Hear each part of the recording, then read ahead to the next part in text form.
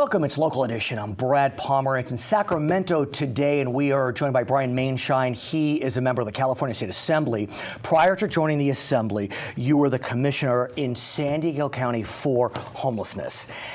And we know we're facing a homeless crisis, but before we talk about the nitty-gritty, you dealt with the homeless every single day for, what, 4 years? Yeah. Who are they? It's a diverse group. You have families. Families with kids. Right. And that's what's heartbreaking. I mean, it's one thing to see a homeless man on the street, painful, but when you see a mother with a child, kids, and a dog, I mean, kids, it's rough. I mean, you think about, I know being a parent, I know you know being a parent because we've chatted about this. Right. It's hard to get homework done. It's hard to get all those things done, and we have a home to live in. Imagine trying to get through school or trying to just get through life. When you're sleeping out on the sidewalks at night, it's rough. And what's devastating, we look at the statistics for homelessness in California, and they break your heart. California has 12% of the United States population, but 21% of the homeless population. LA County has the largest homeless population in the nation. San Diego County, your home county, 4th largest in the nation. Yeah. It's up almost 3% in a year. What's going on? Well, I think there's a lot of reasons for that. I don't think there's any single thing we can point to and say this is the cause of it. Because frankly, if there were, you could fix it relatively easily. And that's not the case. And what's surprising to me is that it seems countercyclical.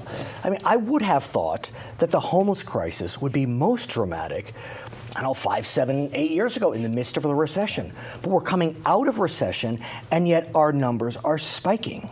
And I think there's different reasons for that. I think there's a segment of the homeless population that directly tracks with the economy. Right. In other words, these are people who might be waiters or waitresses or busboy, busgirl. They're kind of on the edge. They're working poor. And when the economy turns bad and they lose their job, they become homeless. But they have some level of job skills or something that they can do when the economy is good. Right. They do. That's a segment of the population. But you take, the mentally ill. I mean, you're mentally ill 100% of the time, regardless of what the economy is doing. And to me, the chronic homeless, those are the most difficult. I mean, that's who I spend a majority of my time with. And that's the problem in California, especially LA County.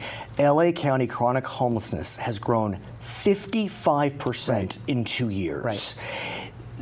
That's not a rounding error. Exactly. That is, there's something going on here, and we need to get a handle on it. So you are looking to take some small steps to get a handle on it. The state Senate is looking at a bond. I want to talk about that in a moment. But first I want to talk about your efforts. And again, every little bit helps. We all know CEQA. CEQA, California Environmental Quality Act.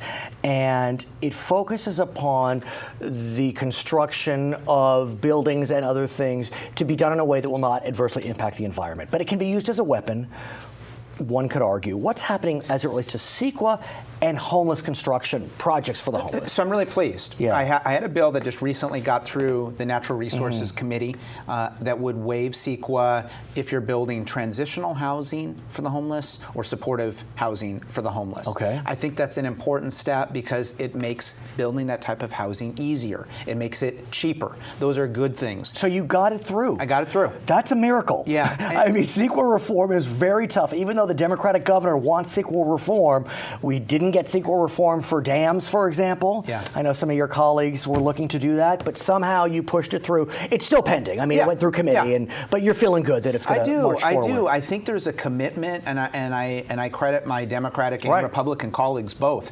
who saw the need for this, think it's important. And look, this is those numbers. All of us are seeing those numbers. You don't have to be in LA or San Diego to see those numbers. It's growing in Bakersfield and Fresno and everywhere else too. But where it's growing, I've learned, sir, is it's growing in middle class and more affluent areas. And for better or for worse, that's when you start seeing action. Yeah. I mean, you have council members in San Diego, in Los Angeles, who represent affluent areas, and they're starting to make noise. it's too bad you have to wait for that to happen, but that's what we're seeing. We are seeing that, and the good news on that is it is making people act. And so I think we are seeing a little, some movement on some of these issues like CEQA reform that I think are important. But let's talk about what could be the most significant movement in literally decades coming out of the state of California. Your friends in the state Senate, Democrats and Republicans, went to Los Angeles recently, and they have proposed a $2 billion bond to rebuild or rehabilitate permanent housing for the mentally ill living on the streets.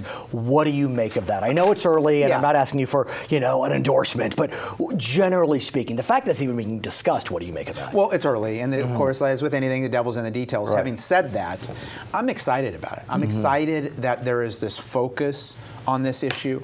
I'm excited that there is a working group of people who care about this, and I think it's exciting that there's Democrats and Republicans on it. All of that's good. What's interesting to me, and I'm just learning this, so help me out, as part of the announcement, there's been this focus on a concept known as housing first.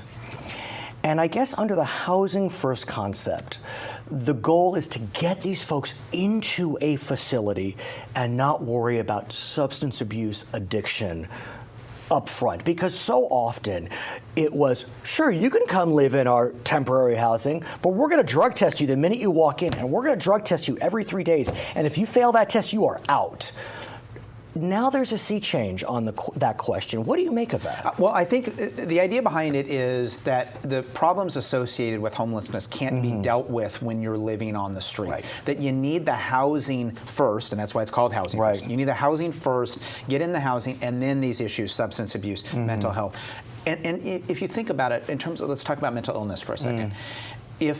If you are mentally ill and you need to be on medication, if you're living on the streets, it is very unlikely that you will take your medication for a whole host of reasons. You'll lose it. It'll be stolen from you. There's a lot of reasons for that. Now you get in a house and all of a sudden it's different. You can put your medicine out on a counter. You can see it. You can take it. That's the idea behind it. But how do you create a scenario where the pendulum isn't swinging so far the other way that people are using needles in these temporary shelters because we're focused on housing first? Well, and I think you're right. I think typically, historically, the pendulum has swung from one direction to the other, and there is some happy medium ground in there that can be found.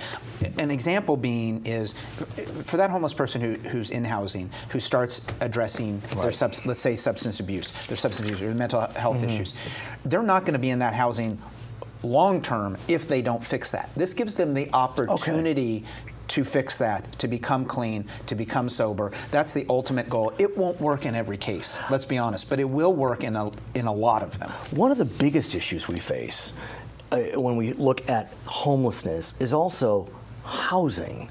And we look at the cost of housing in California, in San Diego, in Los Angeles. It is 2.5 times greater than the national average. So the Senate proposal dances around affordable housing. Do we need to look more directly at affordable housing as well? Oh, sure. And that's got to run the gamut. I mean, here's the other thing, is we can talk about bonds all we want, and those may or may not end up being good. But the reality is, it's very expensive to build housing in California. Part of that's just market force. It's a desirable place to live. San Diego's, I'm biased. Of course. But it's a wonderful, beautiful, desirable place to live. So it's always going to be expensive because people want to live there. It's going to drive the cost up. But also, to be fair, you have to look at what are all the fees that are going into this. What are all the taxes? Well, that are going you had CEQA reform, so that helps a bit, I would presume. That'll help. That'll help a lot. But I mean, I think so that's what I mean by in terms of looking at homeless. You can't just look at it at one piece of it. It is a huge pie. You got to kind of attack it from a lot of different areas. But that's one of the things. If it's going to be that expensive to build housing, you're not going to build low-income housing. Please come back, because I want to continue this conversation. It's one we're going to have throughout the entire year. We'll have to see what happens with the bond. It will wind up at the Assembly, presumably. His name is Brian Maienschein, member of the California State Assembly. My name is Brad Pomerance. We're in Sacramento on Local Edition.